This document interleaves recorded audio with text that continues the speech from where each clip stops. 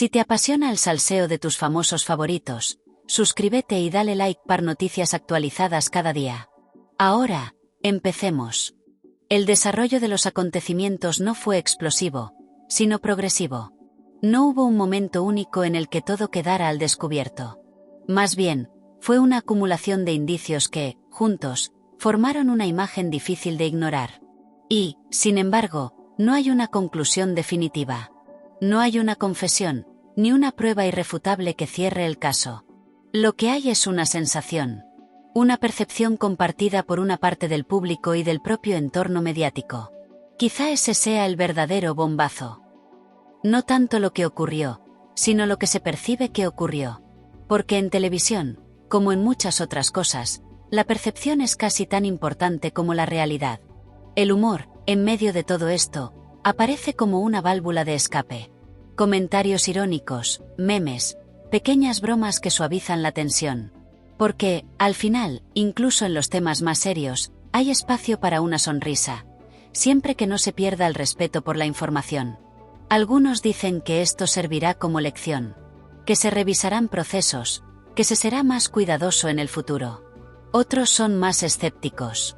Consideran que, pasado el revuelo, todo volverá a la normalidad, como suele ocurrir. Lo cierto es que este episodio, sea cual sea su naturaleza real, deja una huella.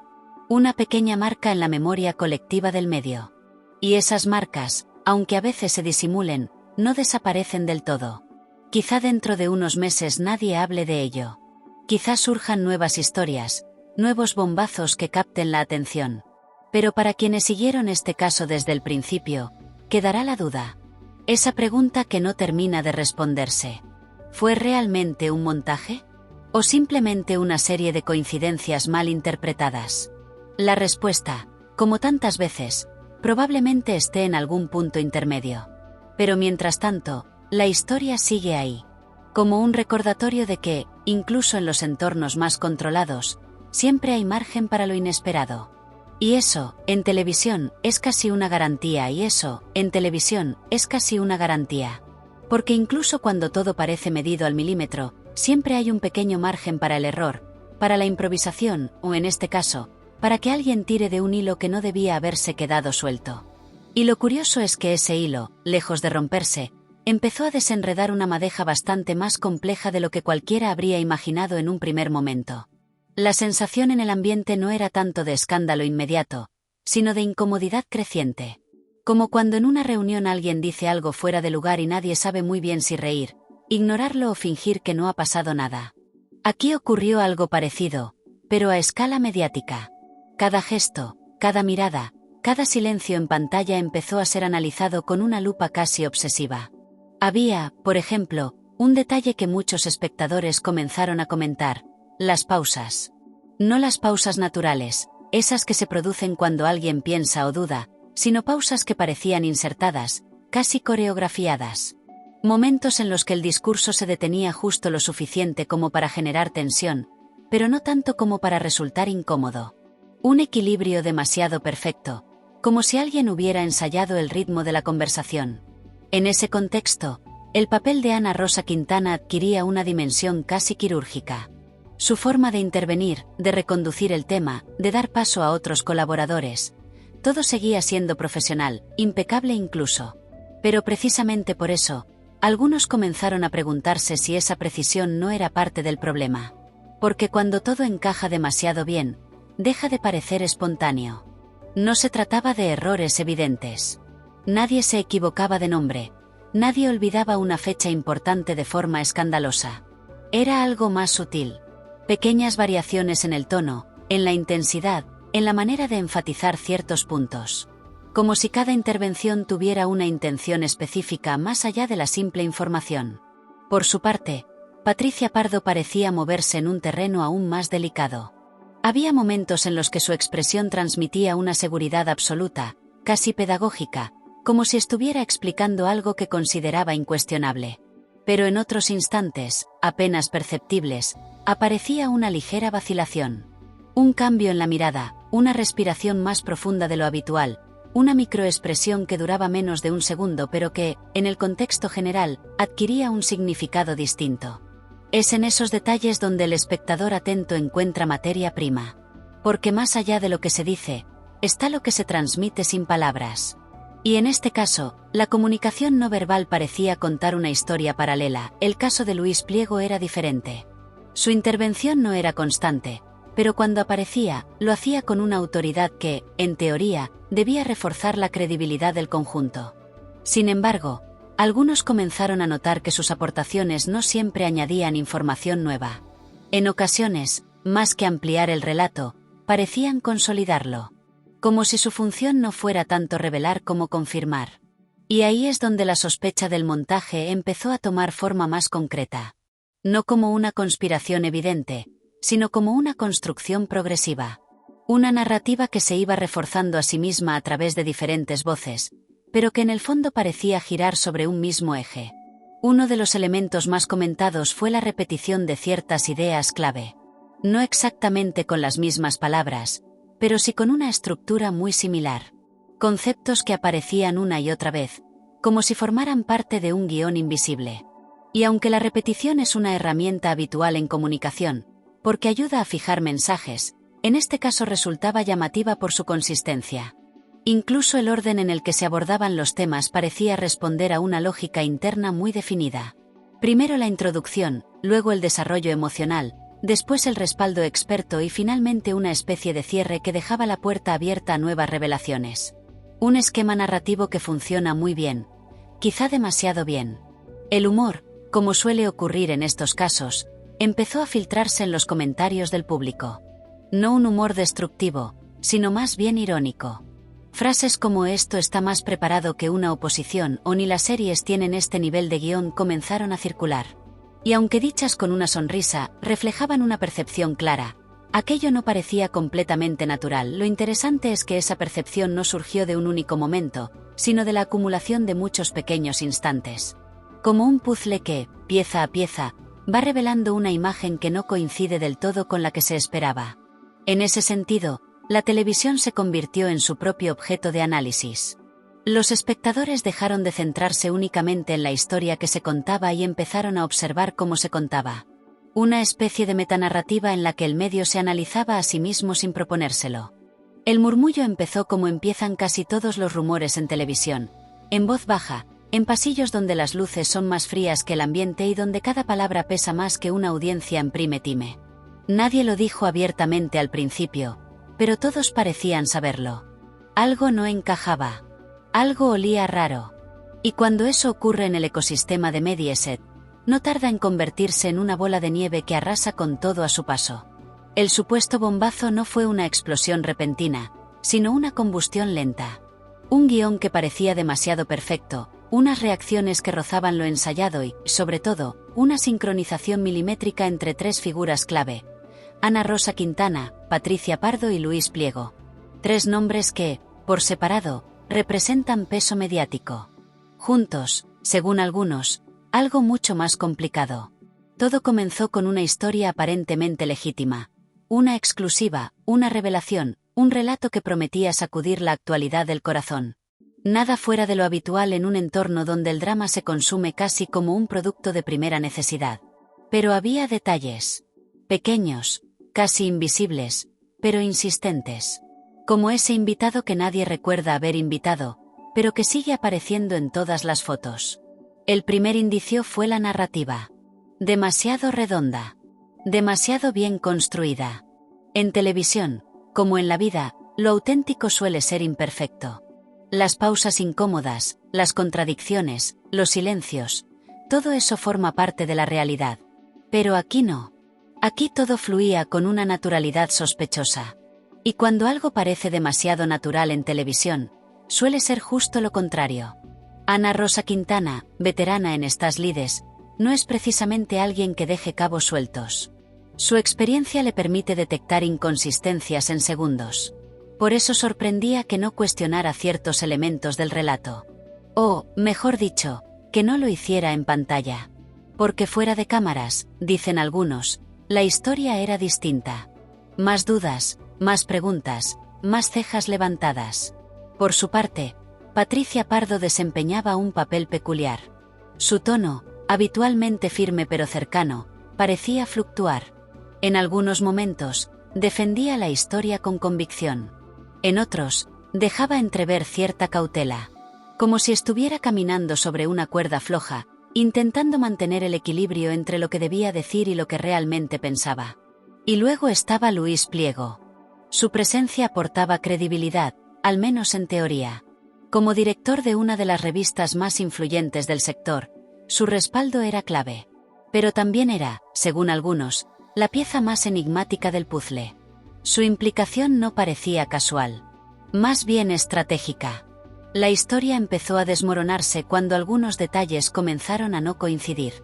Fechas que no encajaban, testimonios que cambiaban ligeramente según el día, reacciones que parecían repetidas. Como si alguien hubiera rehecho una escena varias veces hasta encontrar la toma perfecta, y luego hubiera olvidado borrar las versiones anteriores. El público, que a veces se subestima, empezó a notar esas grietas. Comentarios en redes sociales, análisis en foros, incluso pequeños vídeos comparando fragmentos. Nada concluyente por sí solo, pero juntos formaban un patrón. Y cuando hay un patrón, hay una historia. Lo curioso es que nadie dentro del propio entorno mediático parecía querer abordarlo directamente. No al principio. Era como si todos esperaran a que alguien más diera el primer paso. Una especie de juego de tú primero en el que nadie quería quedarse con la exclusiva, o con el problema. Mientras tanto, la narrativa oficial seguía su curso. Las declaraciones continuaban, las tertulias se multiplicaban, y el tema se mantenía en la agenda. Pero cada vez con más preguntas y menos respuestas. Como una serie que alarga su trama sin saber muy bien cómo cerrarla, el punto de inflexión llegó cuando un detalle aparentemente insignificante encendió todas las alarmas. Una frase. Una simple frase que no coincidía con una versión anterior. Puede parecer poca cosa, pero en televisión, donde cada palabra está medida, ese tipo de errores no pasan desapercibidos. A partir de ahí, todo empezó a acelerarse. Los análisis se volvieron más intensos, las teorías más elaboradas, y las dudas más evidentes. Lo que antes era un rumor se convirtió en una posibilidad. Y lo que era una posibilidad, en una sospecha bastante sólida. No faltó, por supuesto, quien defendiera la versión oficial. Siempre los hay. Personas que consideran que todo forma parte de la dinámica habitual del medio. Y no les falta razón en parte. La televisión es, al fin y al cabo, un espectáculo. Pero incluso en el espectáculo hay límites. Y cuando esos límites se cruzan, la credibilidad entra en juego. El término montaje empezó a circular con más frecuencia. Primero en voz baja, luego con más fuerza. No como una acusación directa, sino como una hipótesis. Una explicación posible a todas esas incongruencias. Porque, si no era un montaje, ¿qué era? Aquí es donde entra el matiz importante. Un montaje en televisión no siempre implica falsedad absoluta. A veces se trata de enfatizar, de ordenar, de construir una narrativa más atractiva. Pero cuando esa construcción altera la percepción de la realidad de forma significativa, la línea entre edición y manipulación se vuelve difusa. En este caso, lo que algunos señalaban no era solo una exageración, sino una coordinación demasiado precisa entre distintos actores mediáticos. Como si todos estuvieran leyendo el mismo guión. Y eso, en un entorno donde cada uno suele ir por libre, resulta llamativo. El papel de Ana Rosa Quintana volvió a ser objeto de debate. ¿Era parte activa de esa supuesta coordinación o simplemente estaba siguiendo la corriente? La respuesta no es sencilla. Su trayectoria sugiere que no suele dejarse arrastrar fácilmente. Pero también es cierto que la televisión es un trabajo en equipo, y no todas las decisiones pasan por una sola persona. En cuanto a Patricia Pardo, su posición parecía aún más compleja. Como presentadora, su margen de maniobra es limitado. Pero su credibilidad está en juego cada vez que interviene. Y en este caso, algunos consideran que su imagen pudo verse afectada por la percepción de falta de claridad. Luis Pliego, por su parte, se mantuvo en una postura más discreta. Sin grandes declaraciones, sin entrar en polémicas directas. Una estrategia que, dependiendo de cómo se mire, puede interpretarse como prudencia o como evasión. El público, mientras tanto, seguía observando. Porque al final, más allá de los nombres y las teorías, lo que está en juego es la confianza. Y la confianza, una vez se resquebraja, cuesta mucho reconstruirla. Hay algo casi irónico en todo esto. En un medio donde se analizan constantemente las historias de otros, donde se cuestionan versiones y se buscan verdades ocultas, el foco se haya girado hacia dentro. Como si el espejo, por una vez, reflejara algo incómodo.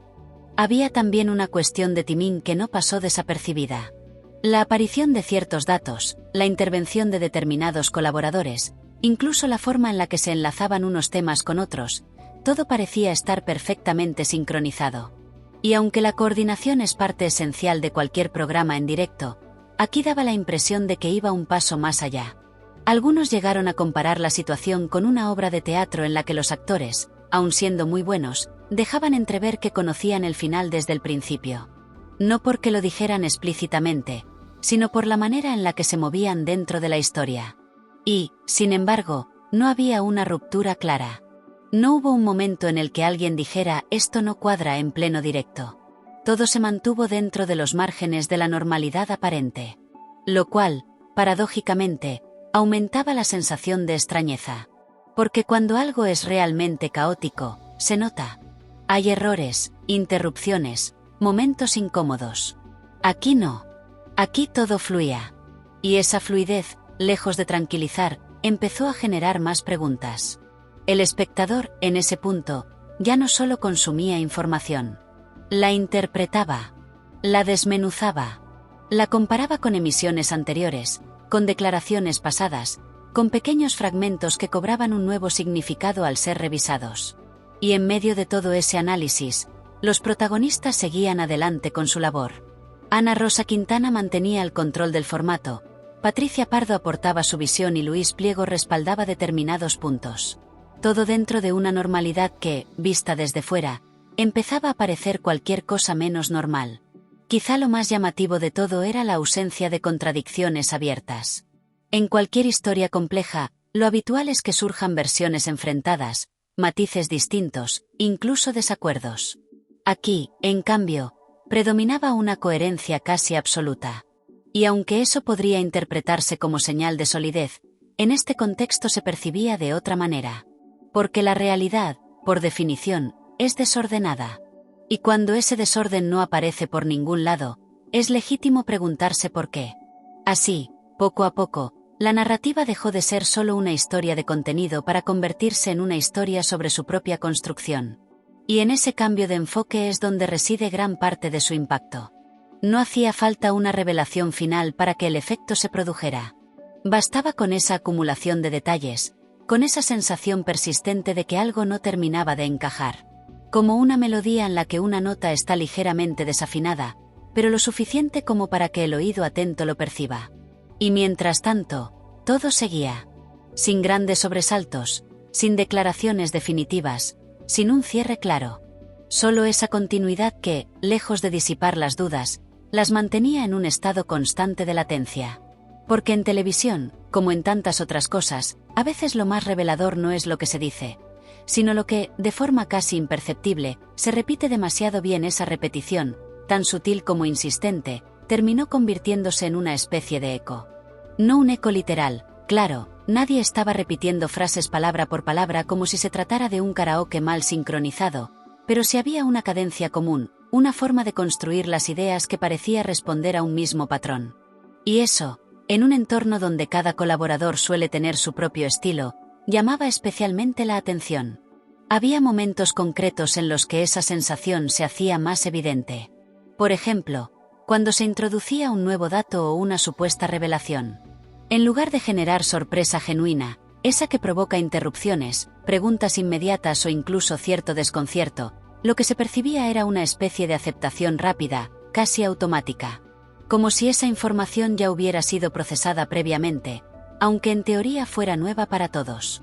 En ese tipo de situaciones, el papel de Ana Rosa Quintana volvía a ser clave. Su experiencia le permite gestionar imprevistos con una naturalidad envidiable, pero aquí no había rastro de improvisación forzada. Todo encajaba demasiado bien, como si incluso las posibles sorpresas estuvieran contempladas dentro del margen de control. Eso no significa que hubiera teatralidad exagerada, ni gestos grandilocuentes. Al contrario, todo se mantenía dentro de una sobriedad muy calculada. Y quizá ahí residía parte del efecto, en esa aparente normalidad que, observada con detenimiento, parecía construida capa a capa. Patricia Pardo, por su parte, seguía mostrando esa dualidad que tanto llamó la atención desde el principio. Había intervenciones en las que su tono reforzaba el relato con claridad, aportando matices que daban sensación de profundidad. Pero en otras ocasiones, su manera de introducir ciertos comentarios parecía más contenida, casi como si midiera cada palabra con una precisión milimétrica. No era inseguridad, ni mucho menos. Más bien daba la impresión de que había una conciencia constante del impacto de cada frase. Como si cada intervención tuviera que cumplir una función concreta dentro de un engranaje mayor. Y luego estaban esos pequeños silencios. No los silencios incómodos, sino los silencios estratégicos. Esos instantes en los que nadie habla, pero todo parece seguir avanzando. En televisión, esos momentos son oro puro cuando se utilizan bien. Generan expectación, permiten al espectador procesar la información. Pero aquí aparecían con una regularidad que invitaba a pensar que no eran fruto del azar. Luis Pliego seguía aportando esa capa de validación que, en teoría, debía reforzar la credibilidad del conjunto. Sin embargo, algunos empezaron a fijarse en la forma en la que introducía sus intervenciones. No tanto en el contenido, sino en el momento elegido. Siempre en puntos clave, siempre justo después de que se planteara una idea que necesitaba consolidarse. Era como si su papel consistiera en poner el sello final a determinadas partes del relato. No añadir, no cuestionar, sino confirmar. Y esa función, repetida varias veces, empezó a percibirse como parte de una estructura más amplia. El espectador, cada vez más atento, comenzó a anticipar ciertos movimientos. Adivinar quién hablaría después, en qué momento se introduciría un nuevo elemento, incluso qué tipo de reacción se produciría. Y cuando una audiencia empieza a prever el desarrollo de un contenido que debería ser dinámico, algo cambia en la experiencia.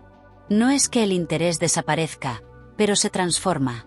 Dejas de ver la historia como algo que se despliega ante ti y empiezas a observarla como algo que se ejecuta. Como una coreografía en la que los pasos están perfectamente definidos. El humor volvió a aparecer en ese punto, pero con un matiz ligeramente distinto. Ya no era solo ironía, sino también cierta complicidad entre quienes seguían el tema con detalle. Comentarios del tipo "a ver quién entra ahora a rematar" o "esto ya lo hemos visto en el capítulo anterior" empezaron a circular con más frecuencia. Y aunque dichas con ligereza, reflejaban una percepción bastante asentada. Aún así, nada de esto rompía la narrativa principal. El contenido seguía adelante, las piezas encajaban, el relato se mantenía coherente. Y esa es quizá la paradoja más interesante. Todo funcionaba, pero precisamente por eso generaba dudas. Porque cuando algo funciona demasiado bien en un contexto donde lo imperfecto es la norma, la perfección deja de ser una virtud incuestionable y se convierte en un elemento sospechoso. En ese punto, la atención ya no estaba únicamente en lo que se decía, sino en cómo se sostenía esa coherencia. ¿Qué mecanismos la hacían posible? ¿Qué dinámicas permitían que todo fluyera sin fisuras aparentes? Y ahí es donde la historia adquiere una dimensión casi técnica. No en el sentido frío del término, sino en la forma en la que se perciben los engranajes detrás del resultado final. Como cuando ves una película y, de repente, eres consciente del montaje, de la iluminación, del ritmo de edición. No deja de ser cine, pero lo ves con otros ojos. Algo parecido ocurrió aquí. La televisión, sin dejar de ser televisión, empezó a ser observada como un proceso. Y en ese proceso, cada detalle cobraba importancia. No había pruebas concluyentes, ni declaraciones que confirmaran ninguna teoría. Pero la suma de indicios, de sensaciones, de pequeños desajustes en medio de una aparente perfección, seguía alimentando esa idea de fondo. Esa idea que, sin necesidad de afirmarse de forma categórica, permanecía ahí, flotando entre lo que se ve y lo que se interpreta. Como una pregunta que no termina de formularse en voz alta, pero que todos parecen estar pensando. Y mientras tanto, la maquinaria seguía funcionando. Con la misma precisión, con la misma fluidez, con esa misma capacidad para mantener el relato en marcha sin desviaciones visibles. Porque si algo quedó claro en todo este proceso, es que cuando una historia está bien construida, puede sostenerse incluso bajo la mirada más minuciosa. La diferencia está en cómo se percibe esa construcción. Y en este caso, esa percepción se convirtió, poco a poco, en el verdadero centro de la historia.